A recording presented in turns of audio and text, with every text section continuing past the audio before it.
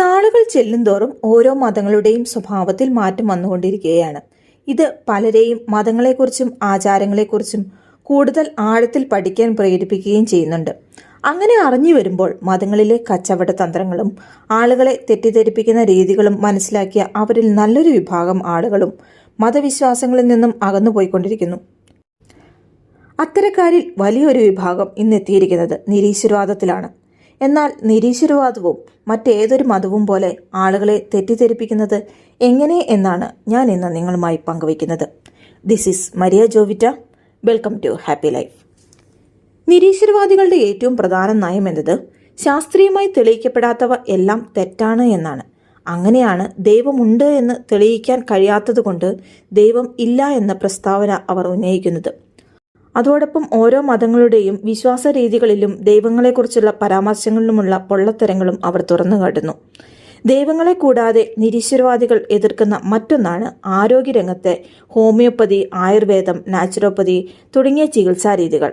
ഈ രീതികളിലൂടെ ആളുകളുടെ രോഗം മാറുന്നുണ്ടോ ഇല്ലയോ എന്നതല്ല അവർ പരിശോധിക്കുന്നത്. ഈ രീതികളുടെ ശാസ്ത്രീയത തെളിയിച്ചിട്ടില്ല എന്നതാണ് പ്രശ്നം. അതുകൊണ്ട് തന്നെ ഈ ചികിത്സാ രീതികൾ ഉപയോഗിക്കരുത് എന്നവർ ആളുകളോട് ഉപദേശിക്കുകയും ചെയ്യുന്നു. നിരീശ്വരവാദം ഒരു മതം പോലെ വളരുന്നു എന്ന് പറഞ്ഞതിന്റെ കാരണത്തിലേക്ക് വരാം. എല്ലാ മതങ്ങളും അവരുടെ വിശ്വാസങ്ങൾ സത്യമാണെന്നും അത് മാത്രമാണ് സത്യമെന്നും തങ്ങളുടെ അനുയായികളെ വിശ്വസിപ്പിക്കാൻ പലതരം വിശദീകരണങ്ങൾ കൊടുക്കാറുണ്ട്.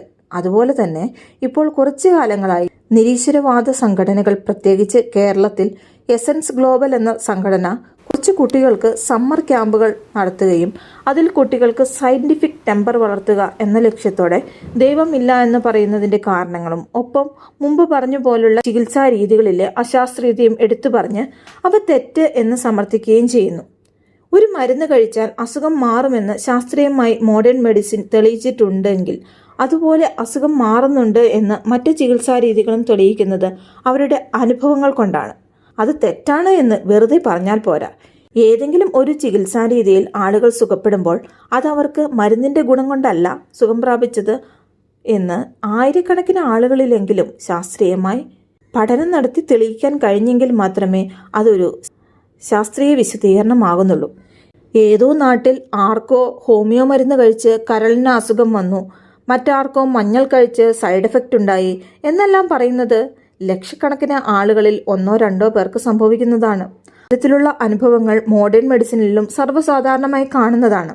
ഇത്തരത്തിൽ ഒന്നോ രണ്ടോ ആളുകളിലെ പ്രശ്നങ്ങൾ കാണിച്ചുകൊണ്ട് ആ ചികിത്സാ രീതിയെ പൂർണ്ണമായി തള്ളിക്കളയുന്ന പ്രസ്താവനകൾ സയന്റിഫിക് ആണോ? ആഴ്സനിക് ആൽബം എന്ന മരുന്ന് കഴിച്ചിട്ട് ആർക്കും കൊറോണയിൽ നിന്നും പ്രത്യേകിച്ച് പ്രൊട്ടക്ഷൻ കിട്ടിയില്ല എന്നാണ് ഇവർ പറയുന്നത്. എന്നാൽ വളരെയധികം പരീക്ഷണങ്ങൾ നടത്തി പുറത്തിറക്കിയ വാക്സിൻ എടുത്തിട്ട് എന്ത് പ്രയോജനം ലഭിച്ചു? നമുക്ക് ആവശ്യമായ ഡാറ്റകൾ കിട്ടുന്ന തരത്തിലുള്ള പഠനങ്ങൾ നടത്തുകയും അതൊരു കച്ചവട തന്ത്രമായി ഉപയോഗിക്കുകയും ചെയ്യുന്നതിൽ ഇവരും ഉൾപ്പെടുന്നു.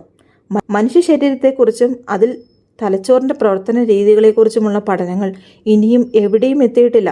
ഒരു കാര്യം ഇങ്ങനെയാണ് എന്ന് ഒരാളുടെ തലച്ചോറ് വിശ്വസിച്ചാൽ അയാളുടെ ശരീരത്തിൽ അതിനനുസരിച്ചുള്ള മാറ്റങ്ങൾ ഉണ്ടാകുമെന്നത് സത്യമാണ്. ആ തന്ത്രം തന്നെയാണ് എല്ലാ മതങ്ങളുടെയും ആധാരം. പക്ഷേ വിശ്വസിക്കുക എന്നത് അത്ര എളുപ്പമല്ല എന്ന് മാത്രം.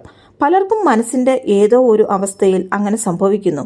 അത് കണ്ട് പലരും അവരെ പിന്തുടരുകയും ചെയ്യുന്നു. പക്ഷേ അവർക്കൊന്നും ഫലം കിട്ടണമെന്നില്ല. മതങ്ങളിൽ പറയുന്ന ഒരു ദൈവത്തെയും ഞാൻ വിശ്വസിക്കുന്നില്ല. എങ്കിലും എന്നെ സംരക്ഷിക്കും പോലെയും വഴിതിരിച്ചു വിടും പോലെയും ഓർമ്മിപ്പിക്കുന്നത് പോലെയും തെറ്റുകളിലേക്ക് പോകുമ്പോൾ പിന്തിരിപ്പിക്കുന്നത് പോലെയും ഒക്കെ ഓരോ അനുഭവങ്ങൾ എനിക്ക് ധാരാളം ഉണ്ടായിട്ടുണ്ട്. തൽക്കാലം ഞാൻ അതിനെ ദൈവം എന്ന് വിളിക്കുന്നു. ശാസ്ത്രം വളർന്ന് അതിൻ്റെ കാര്യകാരണങ്ങൾ മനസ്സിലാകുന്ന കാലത്ത് ആവശ്യമെങ്കിൽ പേരുമാറ്റാം. ഓരോ ആളുകൾക്കും അവരുടേതായ വിശ്വാസങ്ങളുണ്ട്. അതവർ തുടർന്നോട്ടെ. അവർക്ക് അതിൽ ശാന്തിയും സമാധാനവും അഭിവൃദ്ധിയും കിട്ടുന്നുണ്ട് എങ്കിൽ. എന്നാൽ നിങ്ങൾക്ക് ഇവ കിട്ടാൻ ഇങ്ങനെ ചെയ്തേ പറ്റൂ, അല്ലാത്തതെല്ലാം തെറ്റ് എന്ന് ഒരാൾ അല്ലെങ്കിൽ ഒരു പ്രസ്ഥാനം പറയുന്നുവെങ്കിൽ അത് കച്ചവടമാണ്. സ്വന്തം അഭിവൃദ്ധിക്കുള്ള കച്ചവടം. അതിൽ വീഴാതിരിക്കാൻ സൂക്ഷിച്ചുകൊള്ളുക. വളരെ വിശാലമായി ചിന്തിക്കുന്ന മനുഷ്യത്വമുള്ള ആളുകളായി മാറാൻ എല്ലാവർക്കും കഴിയട്ടെ എന്ന് ആഗ്രഹിക്കുന്നു.